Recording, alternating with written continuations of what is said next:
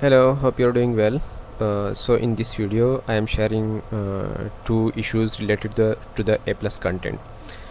One is that usually seller face this issue, service provider face this issue, that when they upload the A plus content, then they face this issue, not eligible.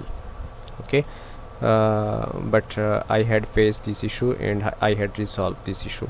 You can see before it was showing not eligible, so now after it was showing eligible and applied the content. And another issue, A plus content error related to the generic listing. So I am representing these two issues in this video. Here I am applying the A plus content on the multiple ASINs, but I applied one ASIN here. Let me show you. Right now you are seeing all are published, all ASINs are published, but I am going to apply one another ASIN here. I just apply it and apply. Okay, so when I submitted it, you can see here it is showing not published. Okay, one point is that. Second, sometime people ignore it. I mean, the sellers or service provider may don't know about it.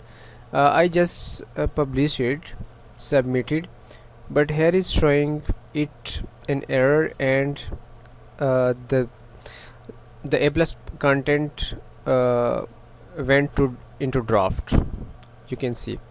So what I did, I went to the ASIN and edit it, and I noticed that here is showing the one ASIN is error.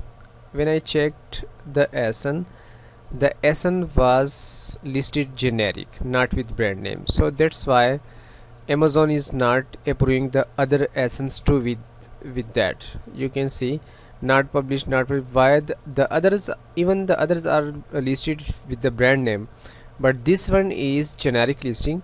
So that's why the other listings are facing issue. So what we can do, we will have to remove this one ASIN. Just select this ASIN and remove, and now you will see, if we review and submit the other ASIN, then you will see